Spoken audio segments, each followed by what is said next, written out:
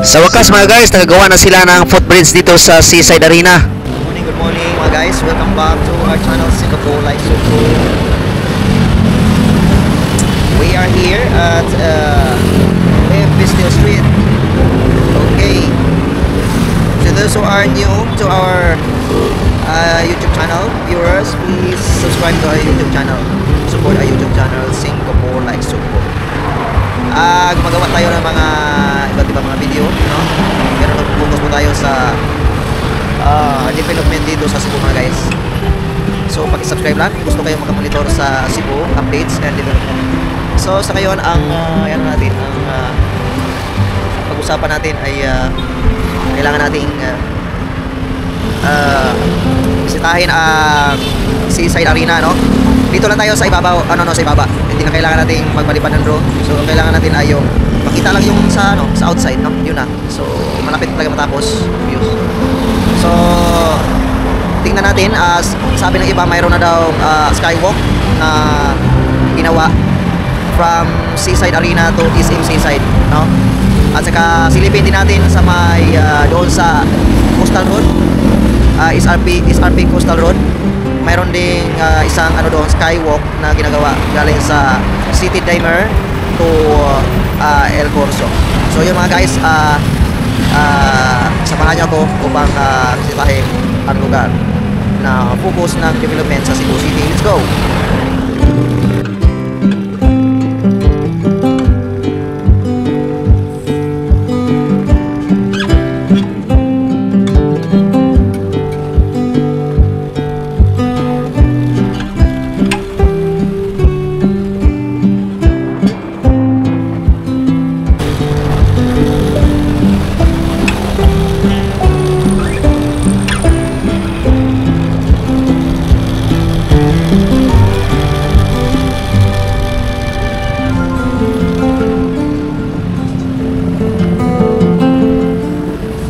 Ito ang sabi ko sa inyo mga guys, nakapagsimula na sila ng footbridge.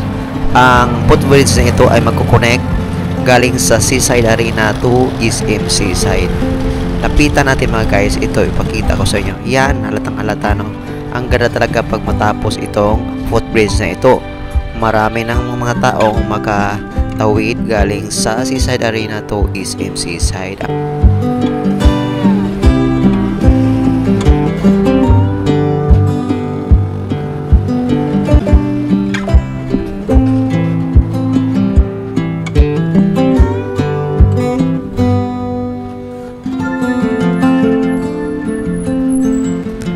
Ito ang dalawang haligi ng Seaside Arena footbridge mga guys sa harap ng SM Seaside.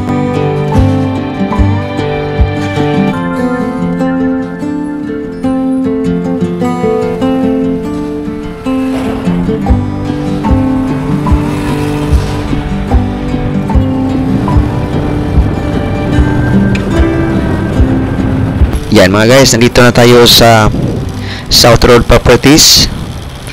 Okay, makikita natin ngayon kung ano na ang sitwasyon dito mga guys. So ang bago dito sa left side natin, pinalakihan na ang kasada. At saka ang Inyo Star, may dalawang 2 towers na nilagay dito sa right side mga guys. Yan makikita natin. So pag matapos ito, as in ito ang karagdagang points ng Cebu City. So malapit na tayo mga guys dito sa may City Dimer. Ipapakita ko sa inyo kung ano ang sitwasyon ng footbridge na sinasabi ko kanina a while ago.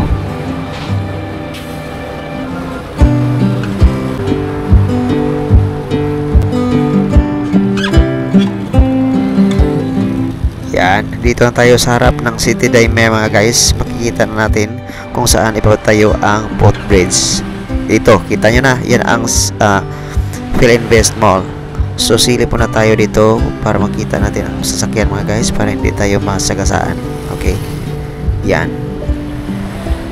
Yan. Isa pa. Okay, free na tayo. So dito, no, lalapit tayo dito sa may equipments. Yan sa right side, nandun ang nandong ang dalawang poste. Okay. Akyat muna tayo dito sandali mga guys sa itaas ng bako, no? Para makikita natin ang kung ano ang sitwasyon dito sa ibabaw. Okay. So, yun. Kitang-kita natin. Doon sa right side natin, doon ang dalawang poste papunta dito sa may Philinvest Mall. Yan, makikita natin yung mga materyales nila sa ilalim mga guys. May mga sheet pile sila para maglagay na sila ng poste dito sa gitna. So, baba muna tayo sandali ha. Okay, let's jump. Yun. Okay. So, lapit muna tayo dito sandali mga guys.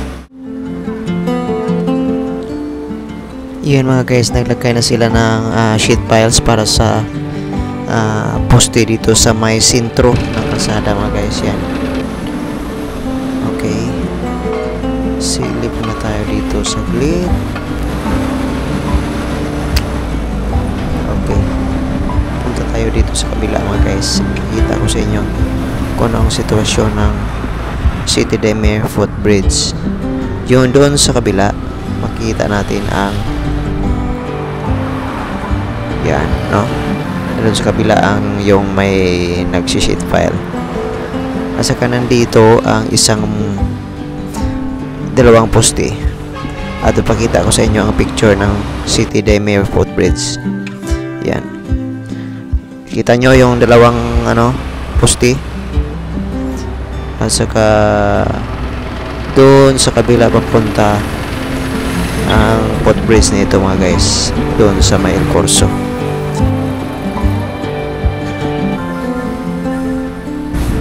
Bali mga guys, dito sa may entrance, no? O parang crossing siya. Diyan na papunta doon sa may impounding area. Din yan El Corso. At saka dito yung City Daymare, no? Or yan.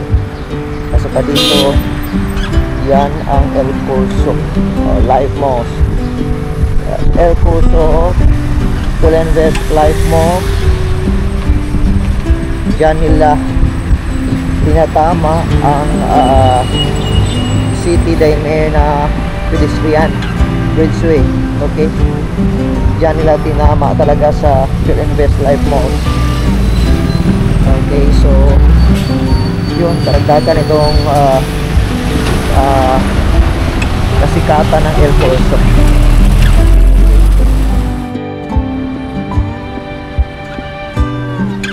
Name of project, pedestrian bridgeway superstructure. Project owner Don Marie S. Ubaldo, City Daymare South Road Property. Design, Christian House, architect. Yan.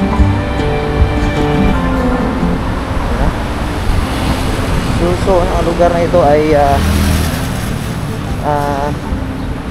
easy to access ng mga tao at possible ang lugar na ito ay dumami talaga ang mga tao pag evening time kasi diyan din na dayo itong El Corso ngayon. Maraming tao ito paggabi mga guys, no? Lalo na ngayon nilagyan nila ng this pedestrian bridgeway.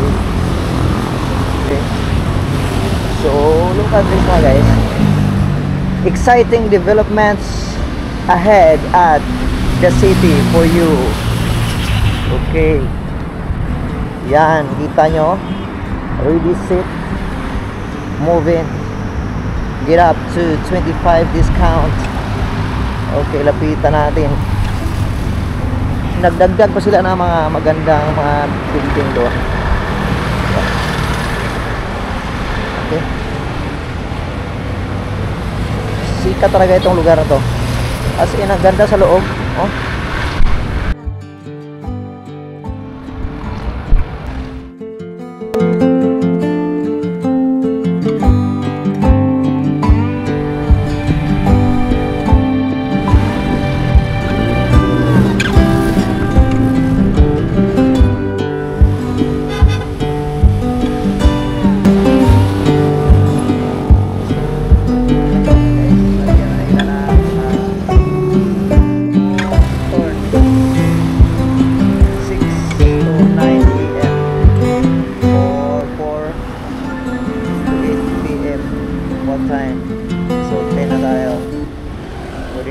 tayo turn. Let's go mga guys, yan lang ang traffic light dito, no? So, daan naman natin kung saan ipatatayo ang City de May footbridge. Tingnan nyo mabuti mga guys, makita kayong backhoe dito sa left side natin. Tingnan nyo. Yan, may backhoe.